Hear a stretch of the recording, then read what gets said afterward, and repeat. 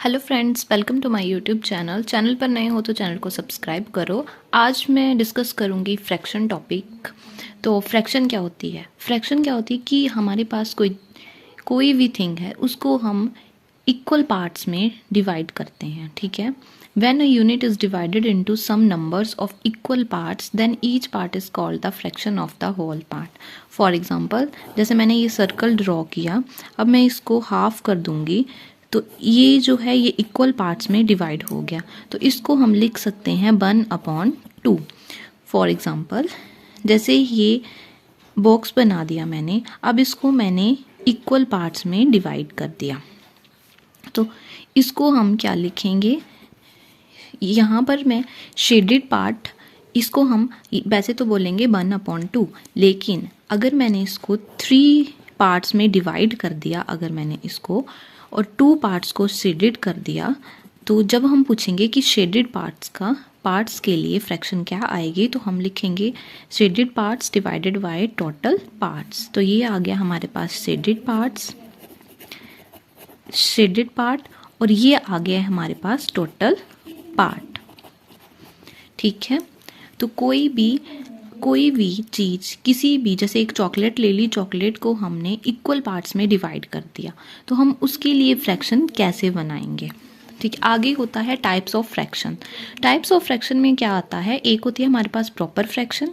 Proper fraction में होता है कि न्यूमरेटर जो है वो लेस देन होता है डिनोमिनेटर के, जैसे न्यूमरेटर लेस देन डिनोमिनेटर के। तो पहले तो हमें ये पता होना चाहिए कि न्यूमरेटर क्या होता है और डिनोमिनेटर क्या होता है। न्यूमरेटर होता है हमारे पास ये, इसको हम बोलते हैं न्यूमरेटर और इसको हम बोलते हैं डिनोमिनेटर।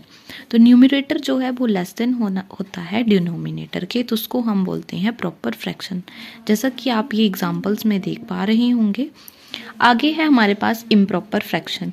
इम्प्रॉपर फ्रैक्शन में होता है numerator is greater than denominator, तो न्यूमरेटर जो है वो बड़ा होगा डिनोमिनेटर से, जैसे मैंने ये एग्जांपल दिए हैं, इसको हम बोलेंगे इम्प्रॉपर फ्रैक्शन। आगे आता है हमारे पास मिक्स्ड फ्रैक्शन। मिक्स्ड फ्रैक्शन क्या होता है? Whole number with a proper fraction, then the fraction is called mixed fraction. मतलब एक तो होल नंबर होगा और उसके साथ जो है वो हमारे पास प्रॉपर फ्रैक्शन होगी। प्रॉपर फ्रैक्शन क्या होती है? जिसमें न्यूमरेटर छोटा होता है डिनोमिनेटर से, उसको हम बोलते हैं मिक्स्ड फ्रैक्शन। ठीक है, जैसे हमने ये बना दी, तो ये जो है हमारे पास ये मिक्स्ड फ्रैक्शन के एग्जाम्पल हैं। आगे है हमारे पास इन्वर्स फ्रैक्शन। इन्वर्स फ्रैक्शन क्या होता है कि जैसे 8/3 हमारे पास फ्रैक्शन दी है, तो इसकी इन्वर्स फ्रैक्शन क्या होगी? 3/8। जैसे हमारे पास 3/8 दी है कोई भी टर्म दी है, तो उसके पास उसका इन्वर्स फ्रैक्शन क्या होगा? जैसे फॉर एग्जांपल 3/8, तो 3/8 का इन्वर्स फ्रैक्शन क्या होगा? 8/3। इसका उल्टा, जैसे हमने P/Q हमारे पास कोई टर्म दी है, तो हम इसका जब हम इन्वर्स फ्रैक्शन निकालेंगे तो वो आ जाएगा Q/P, इसको हम बोलेंगे इन्वर्स फ्रैक्शन। आगे मैं बात करूंगी मल्टीप्लिकेशन ऑफ फ्रैक्शन की। किसकी बात करूंगी? मल्टीप्लिकेशन ऑफ फ्रैक्शन की। तो मल्टीप्लिकेशन ऑफ फ्रैक्शन में क्या आ जाएगा हमारे पास कि जैसे 2 टर्म्स हैं, A/V इंटू C/D, ये हमारे पास दी है, तो मल्टीप्लिकेशन ऑफ फ्रैक्शन, जैसे मल्टीप्लिकेशन हम मल्टीप्लाई इसको कैसे करेंगे? ऊपर वाली टर्म को हम ऊपर वाली टर्म के साथ मल्टीप्लाई करेंगे, डिवाइडेड बाय नीचे वाली टर्म को नीचे वाली टर्म के साथ मल्टीप्लाई करेंगे, तो ये हमारे पास आ जाएगा AC अपॉन नीचे वाला आ गया BD। तो ऐसे हम इसको मल्टीप्लाई करते हैं। फॉर एग्जाम्पल, जैसे हमारे पास दिया है 3/5 इंटू 7/4, तो हम क्या करेंगे? 3 को 7 के साथ मल्टीप्लाई करेंगे और डिवाइडर में 5 को 4 के साथ मल्टीप्लाई करेंगे, तो ये हमारे पास आ जाएगा 7 3 जा 21 डिवाइडेड बाय 5 4 जा 20। ये आ गया हमारे पास मल्टीप्लिकेशन ऑफ फ्रैक्शन की। ठीक है, आगे हम बात करेंगे डिवीज़न ऑफ फ्रैक्शन के बारे में। तो डिवीज़न ऑफ फ्रैक्शन कैसे करते हैं? तो जैसे हमारे पास टर्म दी है a upon B divided by c upon D. अब डिवाइड का साइन लगा दिया है तो हम इसको डिवाइड कैसे करेंगे, a अपॉन बी, और डिवाइड को कन्वर्ट कर देंगे हम मल्टीप्लाई में। जब हम इसको मल्टीप्लाई में चेंज करेंगे तो ये टर्म जो है ये इसका इन्वर्स ले लेगी, जैसे d अपॉन c आ जाएगा इधर। बाकी ये टर्म बन गई। अब मल्टीप्लिकेशन ऑफ फ्रैक्शन जो अभी हमने पढ़ा उसके जैसे बन गई, तो हम उसके जैसे ही इसको अब सॉल्व करेंगे, a को d के साथ और b को c के साथ। तो ये आ जाएगा हमारे पास AD अपॉन BC। ये हो गया सॉल्व। जैसे फॉर एग्जांपल लेके मैं सॉल्व करूं, जैसे मैंने लिया 5 अपॉन 9 डिवाइडेड बाय 4 अपॉन 7। तो इसको कैसे सॉल्व करेंगे, 5 अपॉन 9 और डिवाइड को जब हम चेंज कर देंगे मल्टीप्लाई में तो ये बन जाएगा 7 अपॉन 4। तो ये हमारे पास आ गया ऊपर वाली टर्म को ऊपर वाली के साथ मल्टीप्लाई, 7 5 जा 35, 9 4 जा 36। तो ये हो गए हमारी डिवीज़न ऑफ फ्रैक्शन। इसको हम कैसे सॉल्व करें।